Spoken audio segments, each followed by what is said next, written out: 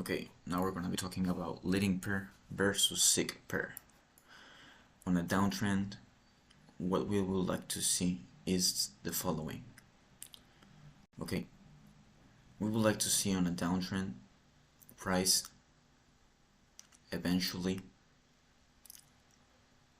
want to displace lower, right?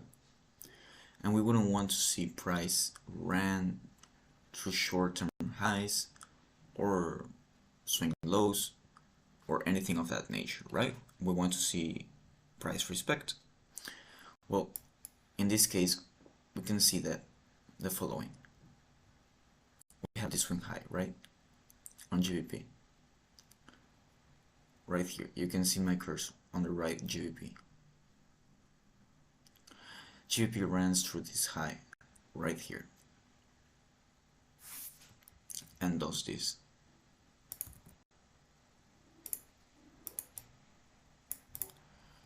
And Euro does the exact same thing. Okay, so they're correlated right now. There's no problem. Then what happens? We displace lower and we displace lower. However, look, GBP is respecting highs, right? It's respecting. Euro is not. Euro is taking all these highs. As you can see right here, Euro is taking all these highs. And GBP all this time, it only took the high right here. Okay? So Euro is the weak, the sick pair. Okay? It's the sick pair. Then we go lower and lower and lower. And GBP, what is it doing? GBP is consolidating, taking highs, taking highs, taking highs. Every time that Euro makes a rally, GBP takes a high, and Euro is just continuing to tap order blocks, go lower, tap order blocks, go lower, tap order blocks, go lower. And GBP is stalling here, taking highs, taking liquidity. So GBP is the sick pair, and we want to take trades on the leading pair that's going lower.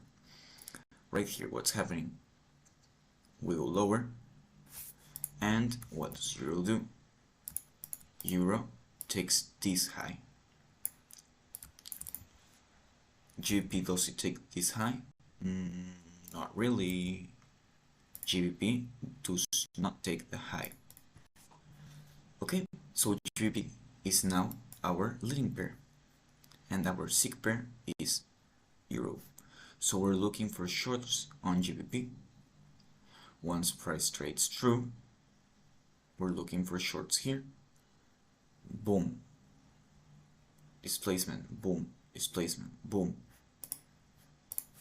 You understand? Let's continue.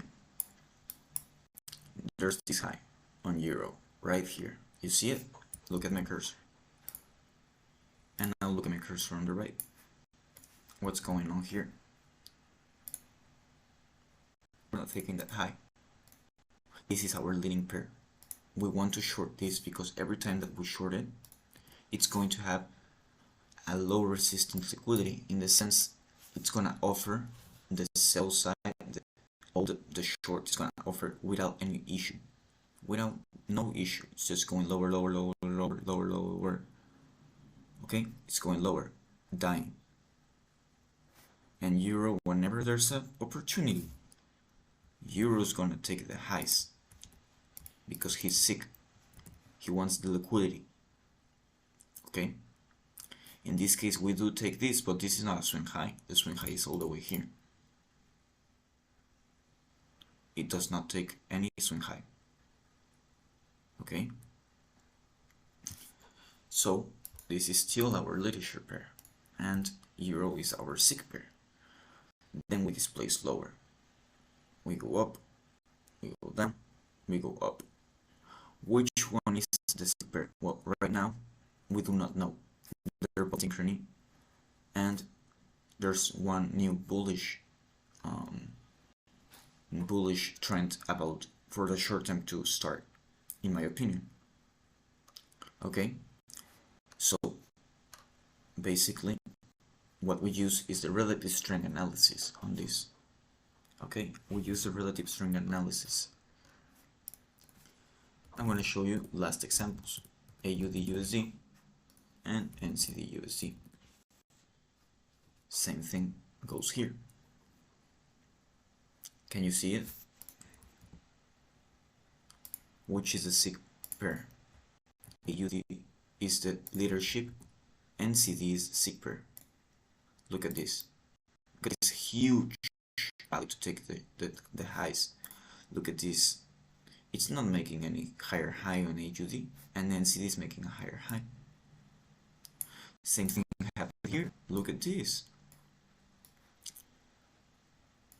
We have this in the short term. We have this. This is because this was our SIG pair. Every time there's a rally, we're going to have a huge rally on NZD, and AUD is not going to show that. Okay? And each time we short, each time we go short, look at the falls on AUD. Boom, boom, boom. Okay? Here they're correlated, but look at this. The SIG pair takes this high, and this doesn't. This has equal highs. Okay? And look at the fall. Look at this huge fall. Look, 2.54, 2.4. Okay? It doesn't really matter how much percentage, since the pair depends on how much the change is, but you can see with your eyes how much bigger the fall is. We fall, we break the structure, we change delivery, we tap into an order block right here, and we go lower. Where? For the liquidity. We take the liquidity, we go higher. AUD was, in this point, AUD was the SIG pair.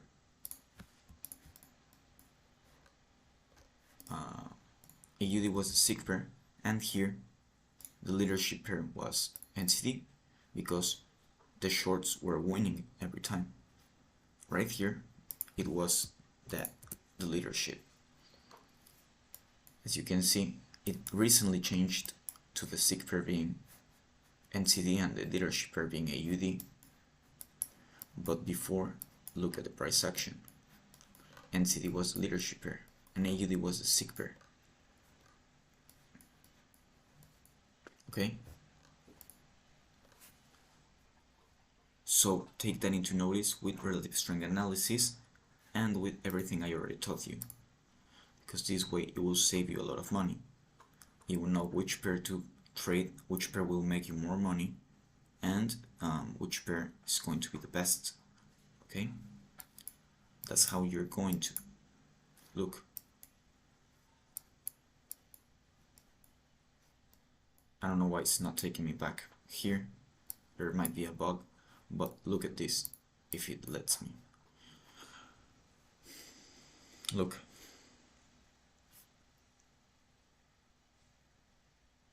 We're taking the stops over here. Okay. But right here we're not taking. Look at this, it was the leadership pair when it was bullish. In bullishness, it didn't take this low. Here it took the low, it took the rejection block, went higher. But here it never took this because this was the leadership pair on bullishness.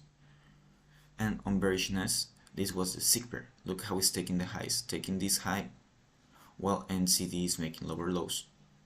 Then we have these highs. It runs through them aggressively. NZD is just tapping an order block right here because here is our swing high. Here was the order block, disrespected. And look, it's having a much easier time going lower.